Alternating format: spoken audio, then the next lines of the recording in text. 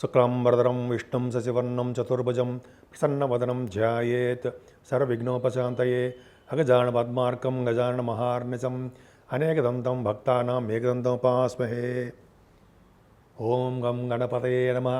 ఓం శ్రీమాత్రే నమః. ఓం శ్రీ గురుభ్యో నమః. మా ఆది ఆస్ట్రాలజీని చూస్తున్నటువంటి మీ అందరికీ, అలాగే విదేశాల్లో కూడా ఉంటూ నా వీడియోస్ని చూస్తూ నాకు ఫోన్లు చేస్తున్నటువంటి మీ అందరికీ పేరు పేరున నా హృదయపూర్వక నమస్కారాలు. ఇప్పుడు మనం జనవరి 19వ తారీఖు నుంచి 25వ తారీఖు వరకు కూడా ఈ వారం రోజులు 12 రాశుల వాళ్ళకి గ్రహాలు ఇచ్చే ఫలితాలు ఎలా ఉండబోతున్నాయో తెలుసుకుందాం. వృశ్చిక రాశి వాళ్ళకి అది భయపడాల్సిన అవసరం లేదండి. మీ రాశినే గురుడు చూస్తున్నాడు కదా, అద్భుతం. అంటే మీకు ఏదైనా ఏ రంగంలో ఉన్నా సరే ముందంజలో ఉంటారు, తెలివిగా ఉంటారు, సీక్రసీ మెయింటైన్ చేస్తుంటారు. అలాగే గురుడు ద్వితీయాధిపతి, అలాగే పంచమాధిపతి గురుడు సప్తమ స్థానంలో ఉన్నాడు. ధనయోగం ఉంటుంది, వ్యాపారాల ద్వారా ధనయోగం. ద్వితీయంలోనే బుధుడు ఉన్నాడు, అష్టమాధిపతి ద్వితీయంలో ఉన్నాడు. ఉన్నప్పటికీ కూడా ద్వితీయ బుధుడు వలన గాయకులకి చాలా మంచి రోజు అండి. ఎక్కువగా మాట్లాడే తత్వం మీకు ఉంటుంది. వాగుడు గాయ అంటారు కదా, ఎక్కువ మాట్లాడుతుంటారు మీరు. అలాగే ముఖవర్చస్సు బాగుంటుంది, కంఠధ్వని బాగుంటుంది, ఎక్కువగా అందంగా ఉండడానికి అవకాశాలు ఎక్కువగా పాటలు పాడేవాళ్ళ శక్తి బుధుడు వలన ఉంటుందండి. పాటలు పాడడము, కుటుంబంలో వృద్ధి, సకాలంలో మీ ధనం రావడము జరుగుతుంది. మూడో భావం రవి చాలా బాగున్నాడుగా, దశమాధిపతి మూడో భావంలో ఉన్నాడు.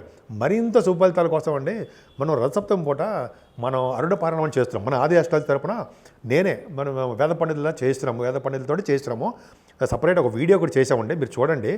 అది మీరు చేయించుకోవాలనుకుంటే చేయించుకోండి. ఎందుకంటే దానివల్ల ఏమవుతుంటే 10th హౌస్ లార్డ్ అయ్యాడు కాబట్టి అధికారం మీకు రావడానికి, గవర్నమెంట్ ద్వారా మీకు బాగా డబ్బులు ఫైనాన్షియల్ స్టేటస్ పెరగడానికి, అలాగే రాజకీయ రంగంలో బాగా ఎదుగుదలకి రవి కారకుడు అవుతాడు కదా. మూడో భావంలో బ్రహ్మాండంగా ఉన్నాడు. ఇలా చేయించుకోవడం వల్ల అంటే శుభాలు జరగడమే కాకుండా ఐశ్వర్యము, ఆరోగ్యం కూడా మీకు ఉండడానికి అవకాశం ఉంది. థర్డ్ భావంలో రవి అరుణ పాలన మేము చేస్తున్నాం మనం రథసప్తమి పూట.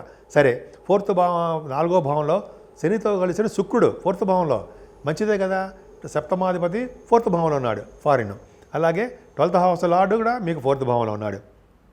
ఎలా చూసుకున్నా సరే మీకు విదేశ అవకాశాలు మీకు ఎక్కువ ఉన్నాయండి. అలాగే చదువు విషయంలో ఏమాత్రం ఇబ్బంది పడరు, మాతృప్రేమకు నోచుకుంటారు. భూములు, వాహనాలు, గృహాలు, బంగారం ఆభరణాలు, చదువు, వీటిలో కూడా మీరు బాగా రాణిస్తారు. రాహు సర్పదోషం అంటాం, పంచమంలో ఉంటాయి.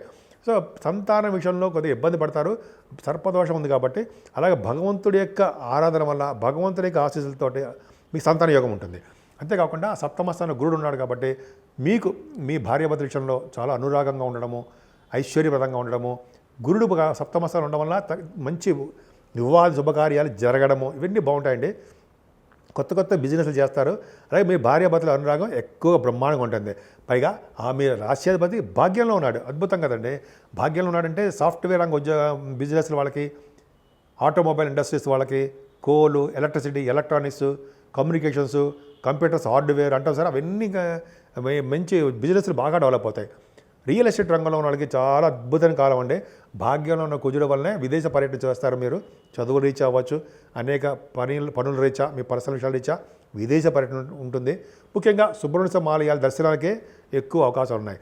లాభస్థానంలో చంద్రకేతువులు, అంటే చంద్రుడు ఇచ్చే శుభ ఫలితాలన్నీ కూడా కేతు వేశాడు. 19, 20 తారీఖుల్లో మీకు మంచి జరగబోతోంది.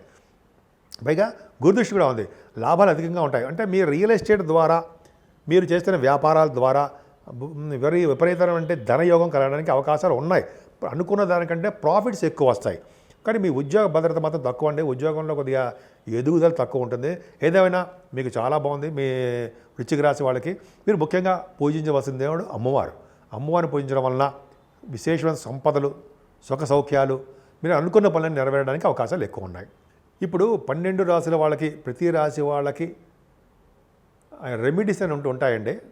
మనం తీసుకోవాల్సిన జాగ్రత్తలు అంటాం అనమాట. ఈ ప్రతి రాశి వాళ్ళు కూడా ముఖ్యంగా శని శుక్రుల కాంబినేషను, అలాగే రాహు ప్రభావం సరిగ్గా లేకపోవడం వలన, రవి కూడా సరిగ్గా లేకపోవడం వలన మీరు చాలా జాగ్రత్త తీసుకోవాలండి. ముఖ్యంగా మీరు అమ్మవారి యొక్క దర్శనాలు చేసుకోవడము, అలాగే శనీశ్వరునికి సంబంధించినటువంటి తైలాభిషేకాలు చేసుకోవడము, అలాగే వెంకటేశ్వర స్వామి యొక్క దర్శనాలు, శివాభిషేకాలు, ఇవన్నీ చేయించుకోవడం వలన శని శుక్రుల వలన వచ్చే దోషాలు బాగా పరిహారం అవుతాయండి. ముఖ్యంగా అది చాలా చేయించుకోవడం మీ ఇంట్లోనే మీ దగ్గర ఉన్న పండితులతో చేయించుకోండి. ముఖ్యంగా సూర్య భగవానుడు మీకు చాలామందికి మంచి పొజిషన్ లేడు, అన్ని రాశుల వాళ్ళకి. సో నేను చెప్పదగ్గ సూచన ఏంటంటే మన రాబోయే కాలంలో అంటే వచ్చే నెల మాఘమాసంలో రథసప్తమి రోజు మంగళవారం 4వ తారీఖుని మన ఆది ఆస్ట్రాలజీ తరపున అరుణ పారణమని చేస్తున్నామండి. అంటే సూర్యభగవానుడు నమస్కార ప్రియుడు, ఆరోగ్య ప్రదాత. ఆ సూర్యభగవానుడు అందరికీ అంటే ఆరోగ్యం ఇవ్వడంలోనూ, సకాలంలో అందరికీ పెళ్ళిళ్ళు అవ్వడంలోనూ, సత్సంతాన యోగం కలగడంలోనూ, గవర్నమెంట్ ప్రొఫెషన్లో బాగా ఉన్నతంగా రాణించడంలోనూ, అడ్మినిస్ట్రేటివ్ కెపాసిటీలోనూ, అలాగే రాజకీయ రంగంలో ఎదుగుదల ఉండడంలోనూ, ఈ లా రిలేటెడ్ కొన్ని కోర్టు కేసులకు సంబంధించిన వాటిలో పరిష్కారం ఉండేట్టుగాను అలా అనేక రకాలుగా సూర్యభగవానుడు ఈ యొక్క చేయడం వలన అరుణపారణం చేస్తున్నాము, వేద పండితులు చేస్తున్నాము. అలా చేయడం వలన మొత్తం జనములు రావడం కాకుండా సూర్యలోకంచ గచ్చతి, సూర్యలోకాలకి వెళ్ళడానికి అవకాశాలు ఉంటాయి. అంటే మంచి మంచి లోకాలకు వెళ్తామండి. ఇప్పుడు ఇక్కడ ఉన్న కాలంలో ఈ జనములో కూడా ఈ సూర్యుని వలన వచ్చే దోషాలు పోవడం కాకుండా సూర్యభగవాన్ నమస్కారపీడు కాబట్టి ఆయన యొక్క ఆశీస్సులు అందరికీ ఉండాలి కాబట్టి ఆయన గ్రహరాజు కాబట్టి పైగా ఈ మనం చేసే రథసప్తమి పూట చాలా పవర్ఫుల్గా ఉంటాడు కాబట్టి సూర్యభగవానికి అత్యంత ఇష్టమైన రోజు కాబట్టి ఆ రోజునే అరుణపారణం చేస్తున్నాం. మీరు చాలా తక్కువ రుసుము ఉంటుందండి, 1116 ఉంటుంది. మీ భార్యాభర్తల యొక్క పేర్లు ఇస్తే చాలు, మా కింద నంబర్లు ఇస్తాం. మనం ఇంకో వీడియో కూడా చేస్తున్నాను, తప్పకుండా చేయించుకోండి. దోషాలన్నీ పరిహారం అవుతాయి. ప్రతి రాశి వాళ్ళు ఇది మీరు చేయించుకోండి. చాలా తక్కువ రుసుమే. 50 మంది అయితే 50 మంది కంటే మేము ఎక్కువ పెట్టుకోదలుచుకోలేదు. ఇవన్నీ కూడా మేము వీడియో షూట్ చేసి అందరికీ పంపిస్తాం. పర్సనల్గా అటెండ్ అవ్వడానికి కుదరకపోవచ్చు. కొంతమంది ఆల్రెడీ ఎన్రోల్ అయిపోయారు. సో మీరు కూడా తప్పకుండా చేయించుకోండి. మనం చక్కటి ఫలితాలు పొందుదురు కానీ. సో సూర్యభగవానికి ఆశీస్సులు మీ ఇంటి మీద, మీ మీద, మీ కుటుంబ సభ్యుల మీద ఎప్పుడు ఉండాలని, మీరు ఎప్పుడు ఆరోగ్యవంతులుగా ఐశ్వర్యవంతులుగా ఉంటారని నేను మనస్ఫూర్తి కోరుకుంటున్నాను.